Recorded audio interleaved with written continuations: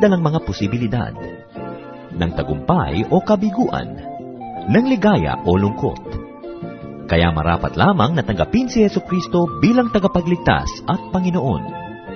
At matapos yon ay panariwain ang katapatan at paglapit sa Kanya bawat araw o day by day. Ang day by day ay naglalayong umalalay sa pang-araw-araw na pamumuhay Kristiyano. Narito po si Pastor Ed Lapis sa mensaheng pinamagatang Anatomy of Conflict and Resolution.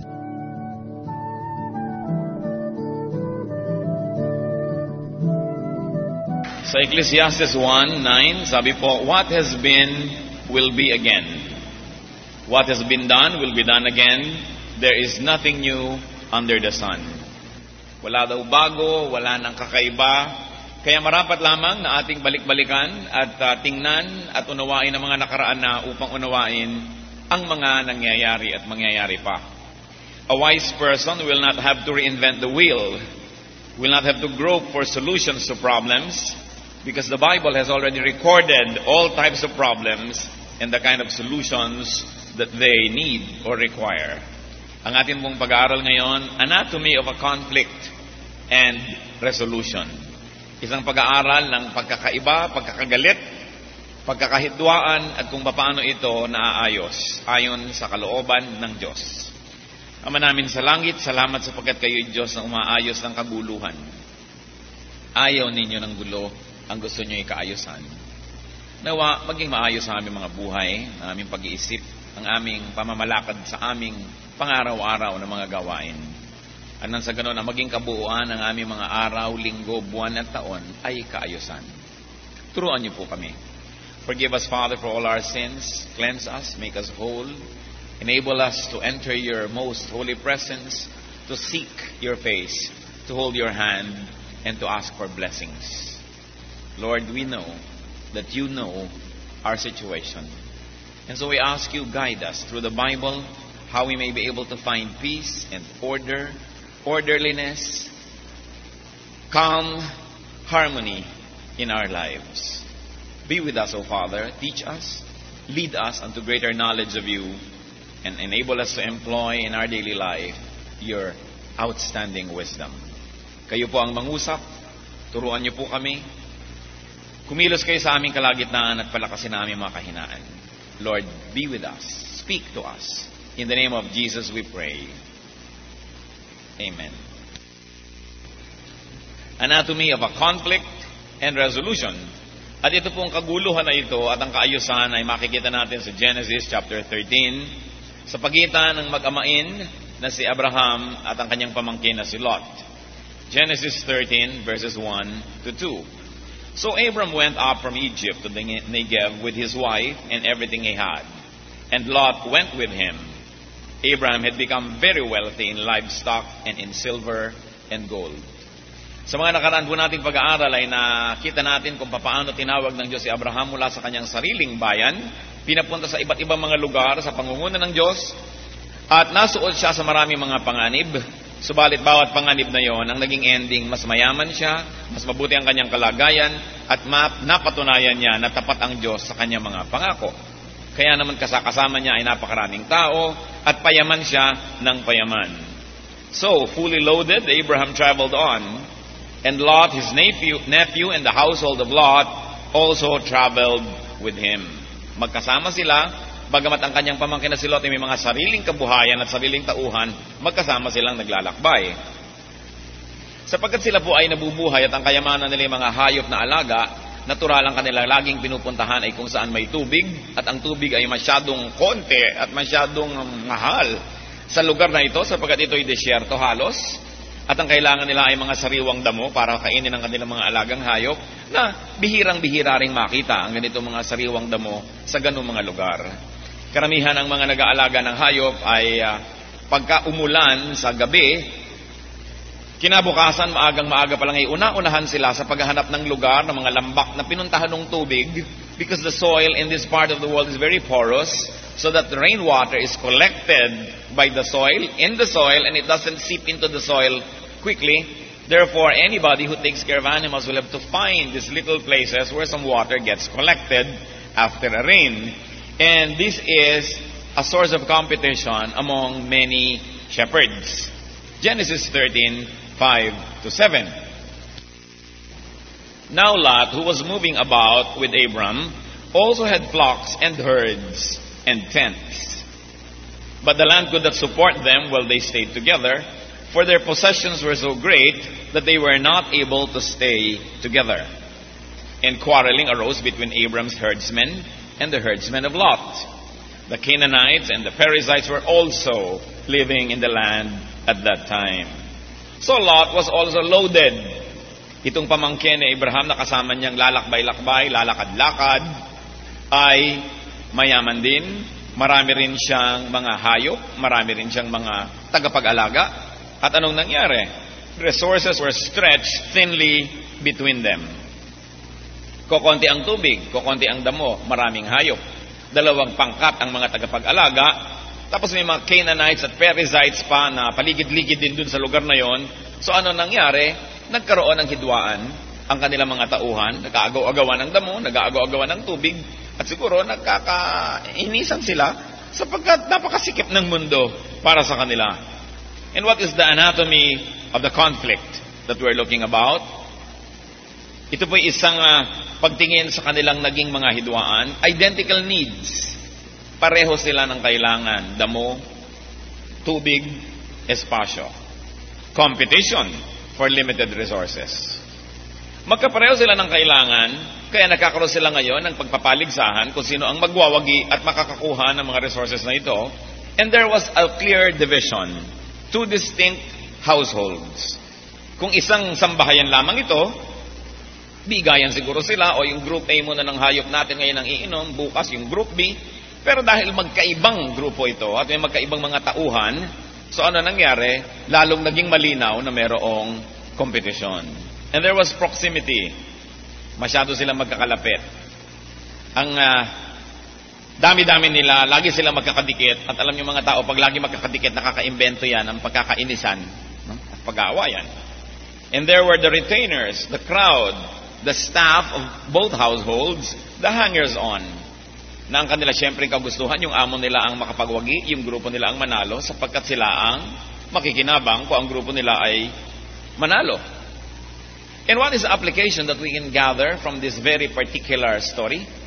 Isang kwento lang po naman ito ng isang mag-anak, pero anong kinalaman natin sa kanila? Meron. Kasi paulit-ulit ang ganitong kwento sa halos lahat ng magkakamag-anak at magkakasama sa buhay. What applications can we glean from that very particular event? That conflict can, and in fact will arise, when 2 or more parties have similar needs.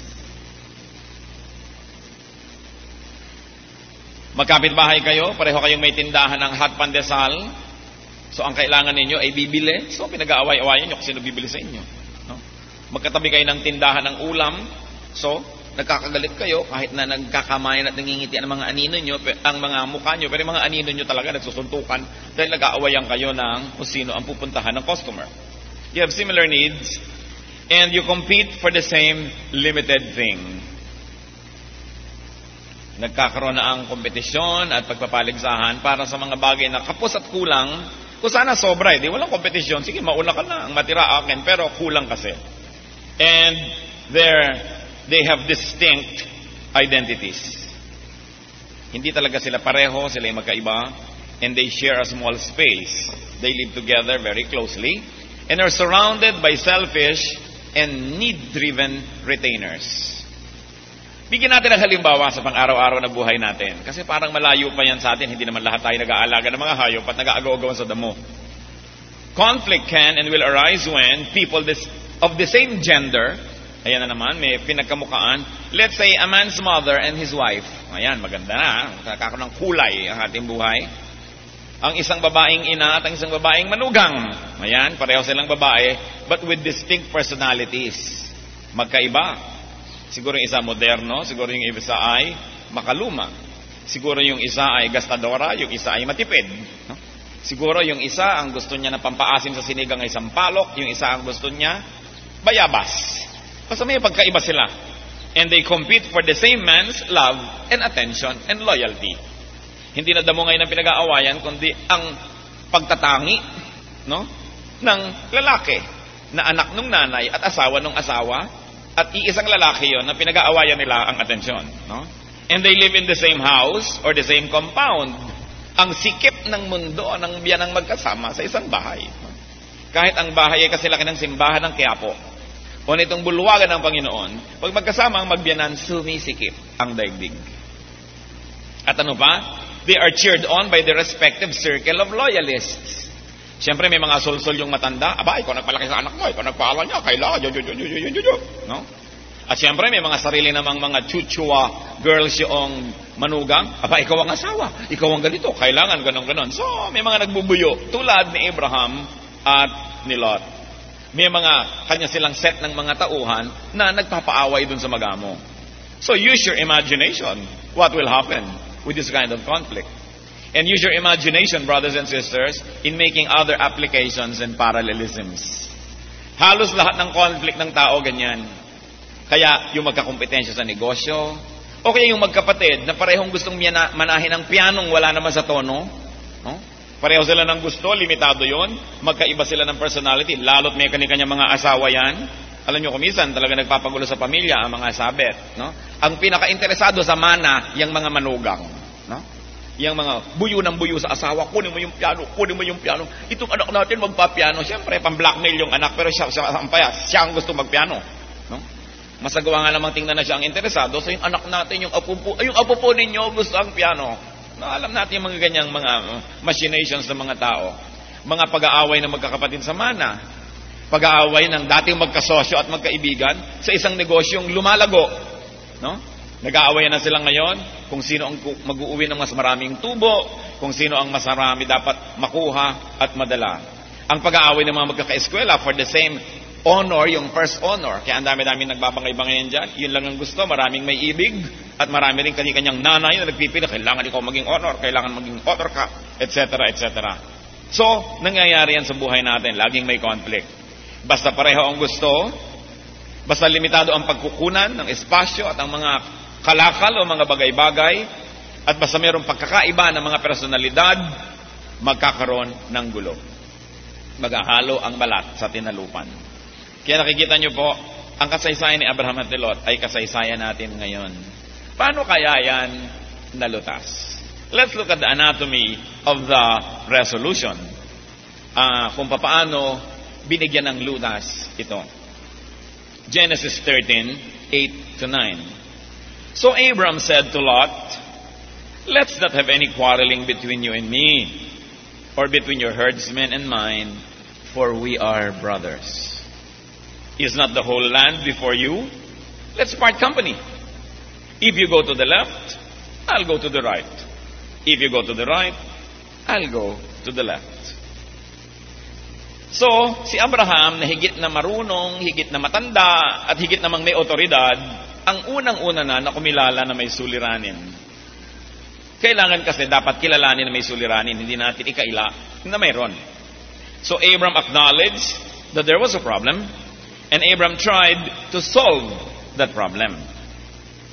Dapat may pagsisikap na ayusin ang problema by proposing that they separated. Sabi niya, ayan, nag-aaway-away tuloy ang mga tauhan mo at tauhan ko, baka mamaya tayo na rin na mag-away. No? Hindi natin dapat gawin yan kasi tayo'y magkamag-anak. Sabi, ayan, tingnan mo ang lupain, pagkalawak-lawak, maghiwalay tayo. Kung piliin mo yung kanan, dito ako sa kaliwa. Kung piliin mo yung kaliwa, dito ako sa kanan. Parang napakaikling istorya pero punong-puno ng karunungan. Napakarami nating pwedeng matutunan. No? Ano ang isa sa mga yan? Na yung mas nakakatanda, ang mas unang gumawa ng paraan para magkaroon ng solusyon. Of course, to whom much is given, much is required. At kung sino ang mas maraming alam, ay mas inaasahan na mas makauunawa at siya ang unang gagawa ng paraan. At pinapili niya ang kanyang pamangkin. Kung piliin mo na dito ka sa patag, doon ako sa bulubundukin. Kung piliin mo naman na dito ka sa bulubundukin, doon ako sa patag. Siyempre, kung kayo ang nag-o-offer, halimbawa kayo naghati ng isang prutas, hati kayo magkapatid, ikaw ang naghati, siya naman ang pipili. No? Hindi ikaw na naghati, ikaw papipili kung alin ang sayo. Eh baka piliin mo nga yung mas malaki dahil ikaw pa yung naghati. Wala, lalong gugulo. So siya ang naghati, si Lot ang pipili. Sige, ganito ang ating gawing solusyon. In Genesis 13:10-12, Lot looked up and saw that the whole plain of the Jordan was well watered, like the garden of the Lord, like the land of Egypt toward Zoar. This was before the Lord destroyed Sodom and Gomorrah. So Lot chose for himself the whole plain of the Jordan and set out toward the east. The two men parted company. Abram lived in the land of Canaan, while Lot lived among the cities of the plain and pitched his tents near Sodom. So, what were the elements for conflict resolution? Ang naghangad nun ay yung mas may kapangyarihan na yun ay pairalin, yung mas may influensya, yung mas matanda. No? Si Abraham. Kadalasan po, sa mga suliranin, mas malaki ang pananagutan ng mga matanda na ayusin ang problema. Sapagkat meron silang mas maraming kapangyarihan o influensya, kaya pag sila ang nanghangad na magkaroon ng kaayusan, mas madali itong gawin. Bagamat, kung minsan, napakatigas siguro ng ulo ng mas nakakabata, pero kadalasan, yung mga matatanda ang mas matigas ang ulo. Hindi naman lagi, pero madalas yun. Dahil siguro sa kanilang background, dahil sanay sila lagi ang nasusunod, dahil sanay sila lagi ang binibigyan ng halaga. Pero ito, nakita natin ng halimbawa ni Abraham. Siya na ang nagpakumbaba. Siya ang tunay na leader, siya itong uncle. Pero sabi niya, sige, kung piliin mo yung plains, doon ako sa bulubundukin. Kung piliin mo yung hills, diyan ako sa plains. At ito namang si Lot, talagang meron din namang selfishness. Nakita niya yung mga patag na lupa, may ilog, maraming mga damo, maganda ang buhay, at doon ay merong napakagandang lungsod, Sodom, na napakaunlad. Sabi niya, bueno, dito ako sa baba. At naghiwalay sila. At ang kanya namang amain ay doon sa bulubundukin. Yun ang matanda, yung pa ang pinatira sa bulubundukin, aakyat manaog, patag, hirap, mga bato-bato. Pero sige, para na lang magkaroon ng katahimikan. Para po kasi magkaroon ng katahimikan, merong nagpaparaya. Meron talagang nagsasakripisyo. Pero alam naman natin na ginantimpalaan ng Panginoon ang pagsasakripisyo ni Abraham. Sapagkat mas yumaman pa siya. Sa katunayan, itong si Lot ay nabihag pa ng mga ano-anong mga bandido. At yung kanya pang amain ang bumawi sa kanya. At nung lumaon, dahil nandun siya sa city ng Sodom, nahawa siya sa mga bisyo ng syudad na ito. Kaya ang syudad na ito ay tupukin ng Diyos na wala ang lahat-lahat ng ari-arian itong si Lot, pati ang kanyang asawa ay naging isang mistulang haligi ng asin. Kaya sa biglang tingin lang, para siyang nagwagi, nakaisa, pero dahil doon, siya ay nawalan. Ang mahalaga natin pong dapat isipin mga kapatid, kung gusto nating lutasin ang mga suliranin ng ating pamilya, merong dapat magbigay. Merong dapat magparaya, merong dapat mauna na gumusto na magkaroon ng kaayusan. At mas malaki ang pananagutan ng mga mas matatanda, ng mga mas makapangyarihan, sapagkat sila ang dapat magbigay ng halimbawa. Hindi ko mo sila ay matanda, lagi silang masusunod, dapat sila ay nasusundan dahil sa maganda nilang halimbawa. At hindi lang dahil sa kanilang edad. Most of the time, the power for peace is in the hands of the senior party.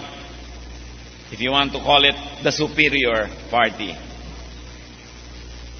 Mabalikan natin ang mga magbiyanan.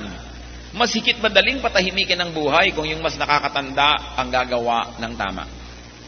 No? Kasi malaki influence niya eh.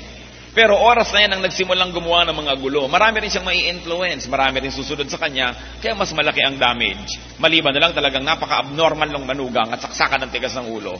Kaya mas inaasahan natin at dapat nating ipanalangin na maging magandang halimbawa ang mga mas matatanda, sapagkat sila ang higit na inaasahan na nakauunawa at nakababatid ng mabubuting bagay. So another element of conflict resolution is an initiation for a peaceful solution by someone. And Abraham did the first move. A search for commonality or oneness. Dapat sa halip na ang hinahanap ay yung pagkakaiba-iba, ang hinahanap ay yung pagkakaisa. Kaya sabi niya, tayo ay magkamag-anak. Sinabi sa English, we are brothers. Kasi kung minsan tinatawag mo, kahit na yung pamangkin mo, brother. Yung kalololohan mo, ang tawag kung minsan, father. So, ibig sabihin lang yan, magkamag-anak. Maski sa mga Kristiyano po, bakit ba nagkakaroon ng dibisyon ang maraming mga Kristiyano?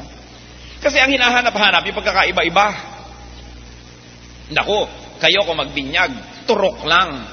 Kami kung magbinyag, nilulunod namin talaga ang bibinyagan. Bakit himahanap ng mga pagkakaiba-iba? Kayo kung kumanta, ang tahi-tahimik. Kami kung kumanta, masaya. Kayo ganito, kami ganon. Lahat naman yan, part of the same truth. Meron talagang ang gusto ay tahimik, hiyang sa kanya yan, di tahimik. Meron naman ang gusto ay magulo. At kung hiyang sa kanya yon at nakakabuti, di mabuti. Pero tayo mga Kristiyano, what commonality do we have? Christ. Hindi pa ba sapat si Jesus para maging isa tayong lahat, samantalang lahat tayo, sa kanya naman nakahawak? So you look for commonality, and there should be a decision to have space between parties. Dila nga at ngipin, magkasama na maghapon, nagkakagatan pa, tao pa kaya? Kaya maganda merong space. Yung kahit sarili mong anak, kahit sarili mong magulang, sarili mong kapatid, iginagalang mo na meron siyang privacy. Meron siyang espasyo, which is physical, at pwede rin yung espasyo na yon is intellectual or emotional, na meron siyang lugar sa kanyang puso, lugar sa kanyang isip, na lugar lang ngayon na hindi natin pinanghihimasukan kahit malapit ang ating relasyon sa kanya. So halimbawa ay ayaw niya na magsuot ng pula, huwag mong pilitin kasi ayaw niya. Ayaw niya halimbawa na kumain ng ganitong ganon, huwag mo siyang pilitin kasi ayaw niya. Natatakot siya sa ipis, huwag mo sabihin, hindi naman nakakatakot ang ipis. Kasi ang reality niya, natatakot siya sa ipis. Kahit ano pang sabihin mo na hindi ka natatakot, yun ang reality mo, hindi ka takot. Ang reality niya, natatakot siya. Paano mo papalitan ang reality niya ng reality mo? That's already a superimposition. And that's already an imposition actually. And if we respect that people have space, that they have their uniqueness, that they have their difference between us, that will actually give us space. Kaya kailangan nagbibigay tayo ng space sa ating kapwa. Mga bata pa lang mga anak natin, may kanikanya na yan na ugali. May kanikanyang ayaw. Ang atin lang itinutuwid yung mali. Ang inilalagay lang natin isang malaking bakod, walang lalabas dito, pero sa loob nun, pwede ka nang dito, pwede kang dyan, pwede ka sa bandaron, sa loob ka naman. Basta hindi masama at mali ang iyong ginagawa. We should give people space. And there should be a willingness to give in. In a manner of speaking, there should be, for people to win, there should be a willingness to lose. Sabi ni Abraham, sige, kung anong ayaw mo, yun na lang ang akin. Ang totoo lang, akala naman ni Lot ay siya yung nanalo, pero sa dulo, ang kwenta pala, siya yung natalo. At yung nagmukhang nagbigay at nagparaya, ang dulo nun, siya pala yung nagwagi. So resolution can materialize when conflicting parties recognize and acknowledge the problem. No? This is just to review. When the conflicting parties decide to pursue peace, to find a peaceful solution, and to stand on commonalities and unifying factors instead of on differences, to give each other space, and they are willing to back off, to lose some, or to sacrifice. Maikli lang ang kwento natin. Pero napakalalim ng kahulugan. Sapagkat ang kwento na yan, mga kapatid, ay paulit-ulit sa ating buhay at parang di na yata matatapos habang di tayo talaga nagsisikap matuto. Hindi sapat na alam kung anong dapat gawin, ang dapat ay gawin yun. You will be amazed because even the so-called people who are supposed to be immersed in biblical teaching continue to repeat this kind of problems in their lives. That they go to Bible study and then go home to a house full of conflict. That they go to worship and say hallelujah, hallelujah, and among their friends there's a lot of conflict. They say they know the Lord, they recognize their spirituality and they memorize verses, but they live in so much conflict with fellow men. So dapat tayo mag-isip. Let us think of our own conflicts. Ano-ano po ba ang mga sarili nating sigulot ng buhay natin? Sigurado, pwede ma-identify sa problema ni Abraham. Basta ang problema natin with other persons. Parehong gustong manalo, parehong gustong makamit, may mga nagbubuyo, may pagkakahiwa-hiwalay, pagkatapos, laging nagkikita o laging magkasama. Mga elemento ng isang problema. We've got to decide to find a lasting and a peaceful solution. And in trying to find solutions, we should stop being childishly selfish. Dapat hindi tayo selfish. Hindi tayo makasarili para malutas ang problema. Kasi kaya nga may problema dahil ang mga tao ay makasarili. So ang solusyon doon, bawasan, tigilan o tanggalin ang pagiging makasarili. At ang bata po, napaka-makasarili. Gusto niya, kanya lang yung laruan. Gusto niya, kanya lang yung pagkain. Gusto niya, kanya lang ang lahat ng bagay. Kaya ang bata isang larawan ng selfishness. At anong ibig sabihin natin na ang bata ay nagmamature na? We say, oh, the child is maturing. The child is becoming a man. When the child is no longer as selfish as before. Pagka may kinakagat siya at bibigyan na niya ang kanyang kapatid o nanay, uy, nagkakaedad na ang bata, nagmamature. Pag pwede na siya magparaya, no, sige na nga, hindi na lang channel 99 ang papanoorin natin kahit gusto ko. Sige, channel 100 na para makapanood naman ang kapatid ko. Ba, nagmamature. Pagka ang mga kapatid ay hindi na nag-aagawan sa mana, mature na sila. Pero habang nagbabakbakan yan, ang mana man ay piano o asyenda, childishness pa rin yun. James 4:2, you want something but don't get it. You kill and covet, but you cannot have what you want. You quarrel and fight. Yan daw ang pinagmumulan ng pagkakagalit. May gusto ka, gusto mo sa'yo lang. Gusto mo ikaw lang masunod, ikaw lang makapangyari. James 3:16, for where you have envy and selfish ambition, there you find disorder and every evil practice. Kapag may inggit at pagiging makasarili, at mga ambisyon na pangsarili lamang, lahat daw uri ng gulo, matatagpuan mo doon. Pag may inggitan at mga selosan. 1 Corinthians 13:11, when I was a child, I talked like a child, I thought like a child, I reasoned like a child. When I became a man, I put childish ways behind me. So kung bata ka, pwede. Kumisan nga, cute pa. Pero pag hindi ka na bata, hindi na cute ang nagbabata-bataan. Ang isang panukat ng tunay na tumatanda ay yung palaki ng palaki ang kakayahan nating magbigay, magparaya, magpasensya. Ngayon, kahit ikay 120 years old na, lagi mo pa rin gusto, ikaw ang masunod, yung gusto mo pa rin ang mangyayari, iyo ang lahat, control mo ang lahat, wala kang ipinagkatanda, edad lang. Sapagkat ang tunay na pagtanda, natututo ka magparaya, natututo ka magpasensya, natututo ka magbigay, tulad ni Abraham. Hindi niya sinabing, ako ang amain, ako ang senior, ako ang matanda, therefore ako ang pipili. Pwede niyang mapili yon, pero hindi pa rin tapos ang problema dahil lalabas at lalabas pa rin yung problema dahil hindi naman nalutas. Nakapanaig lang siya doon sa pagtutunggali, nanalo lang siya doon sa pagtatalo, pero hindi naman talaga nalutas ang problema. And this is the problem with many family issues.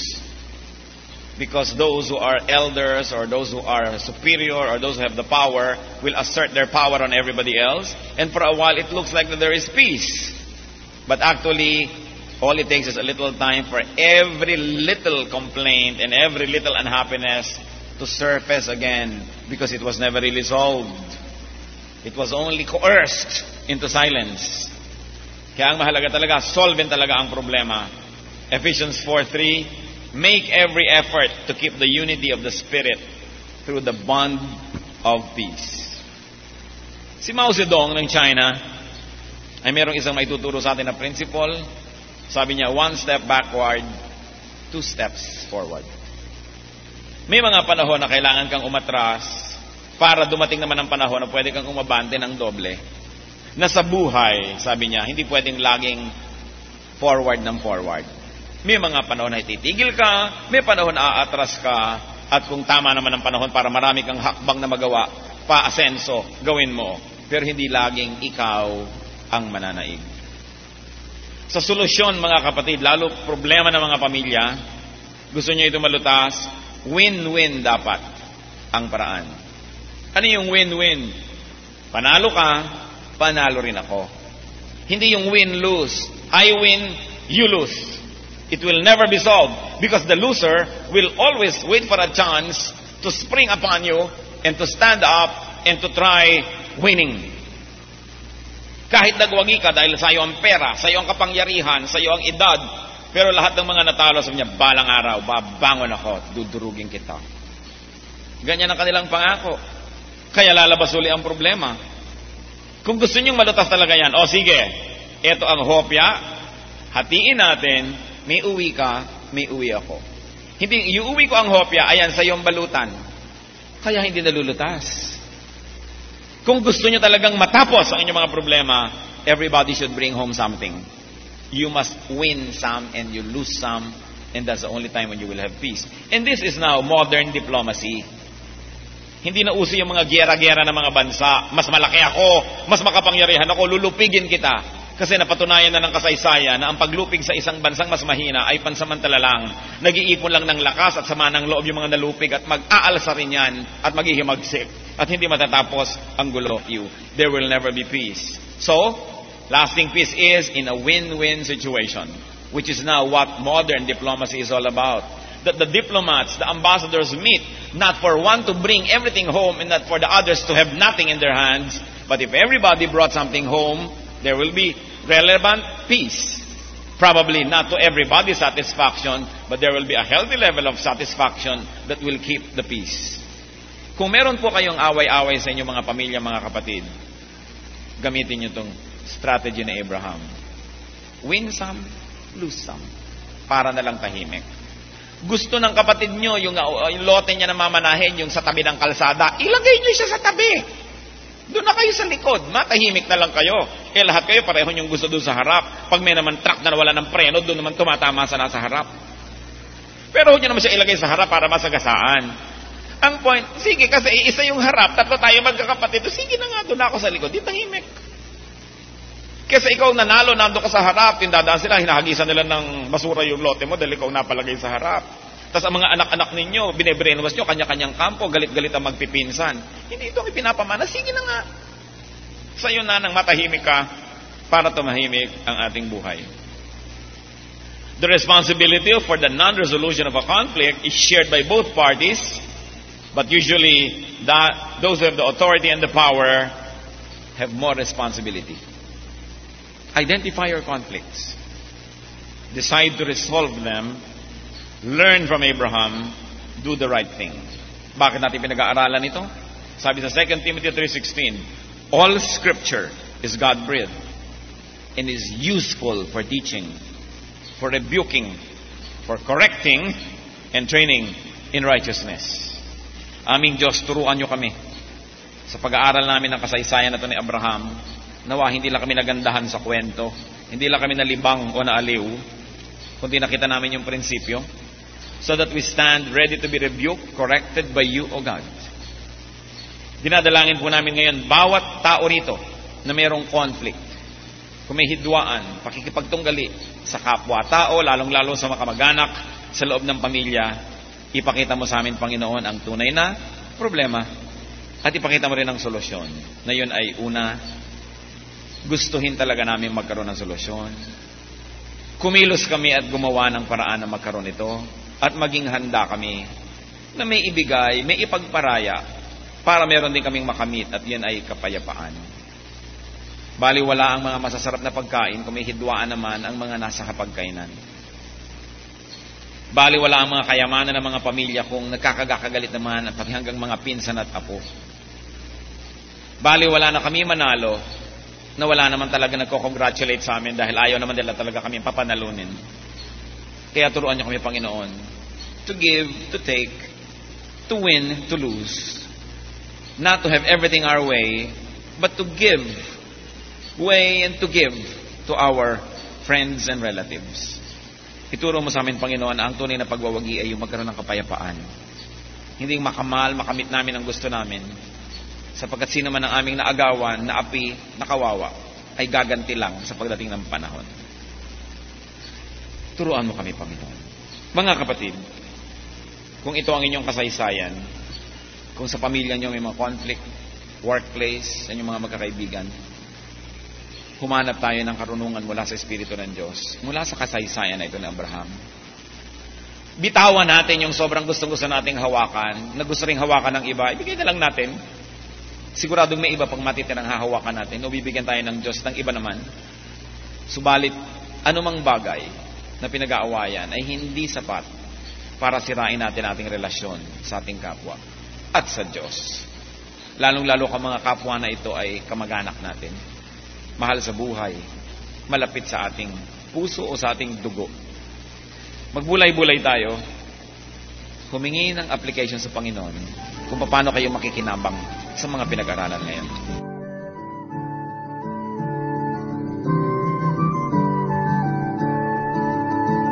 Ang katatapos pong mensahe ni Pastor Ed Lapiz ay pinamagatang Anatomy of Conflict and Resolution.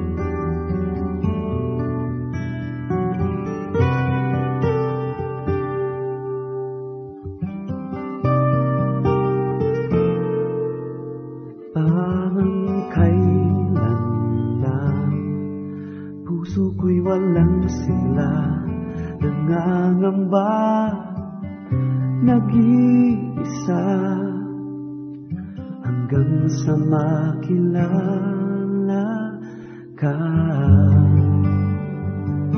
Binigyan mo ng kulay ang aking mundo, pangamba sa puso ko, dagling pinawin mo.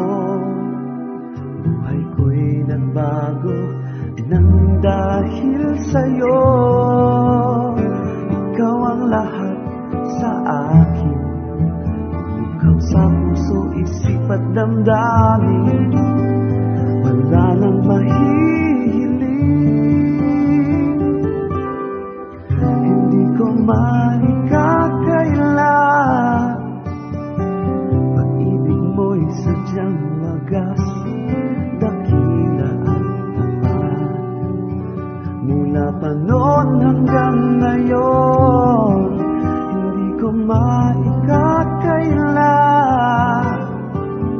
Sa piling mo'y ganap ang tuwa, sigla at galak. O aking Panginoon, hindi ko maikakaila. Sadyang hindi ko makakaila.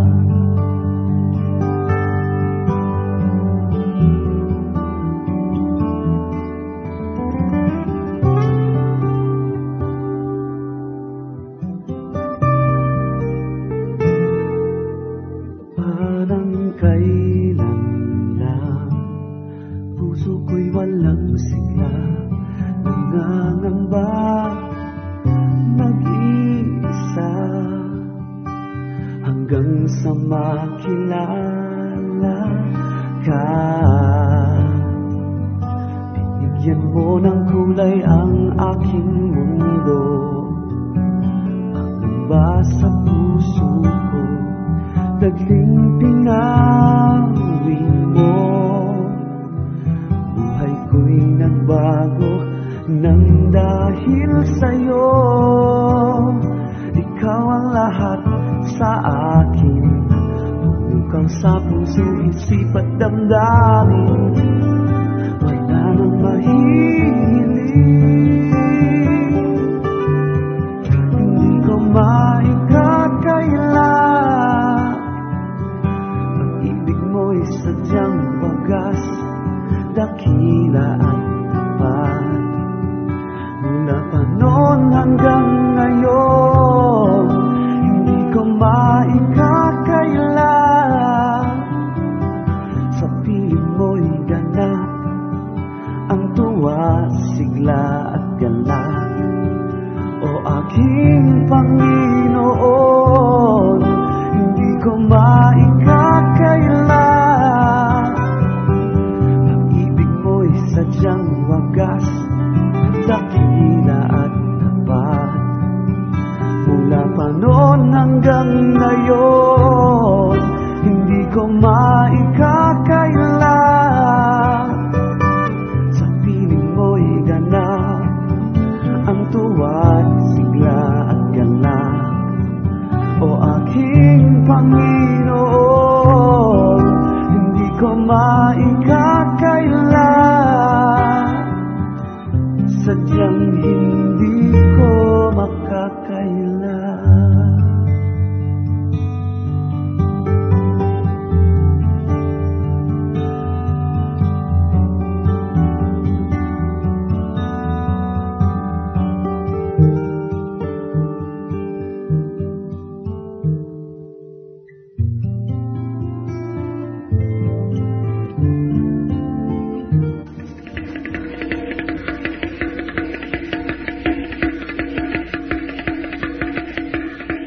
Maraming kasaysayan ang musika ng ating bayan at pawang lahat yon ay mga hiyas ng ating lahi.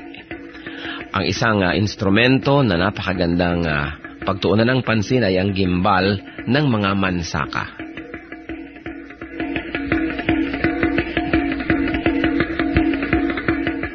Ang gimbal ay isang magkabilaang tambol na matatagpuan sa hilaga at silangang bahagi ng Davao sa grupo ng mga mansaka. 28 sentimetro ang taas nito, humigit kumulang, at 21 sentimetro ang bilog, humigit kumulang.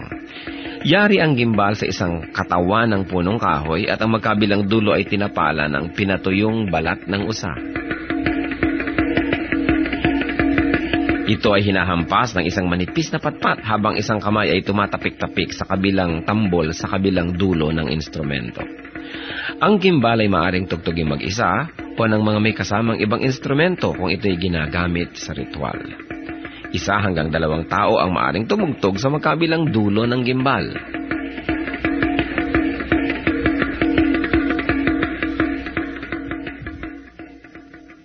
Kadalasan, ang gimbal ay tinutugtog bilang saliw sa sayaw na ang karaniway kung ano-ano ang pangalan ng tugtugin ay siya ring pangalan ng sayaw. Kung ano ang tawag sa instrumentong ginagamit ay nagiging tawag din sa sayaw mismo. Kung minsan ang gimbal naman ay tinutugtog sa paglalarawan ng kalikasan, halimbawa ang mabilis na pag-agos ng tubig sa batis.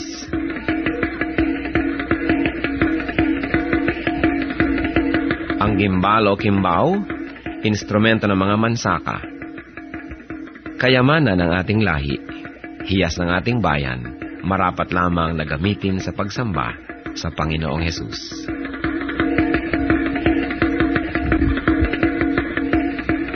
Kung kayo po ay na-bless ng programang ito o may comments o suggestions, mag-text sa Radio Listener Text Liwanag.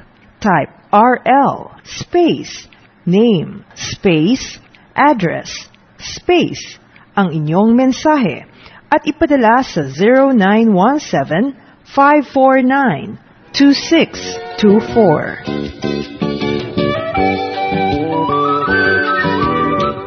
Oras na po para pansamantalang magpaalam ang programang Day by Day. Tayo po'y magsama-sama mula Lunes hanggang Biyernes. Magandang gabi po at mabuhay ang Panginoong Hesus.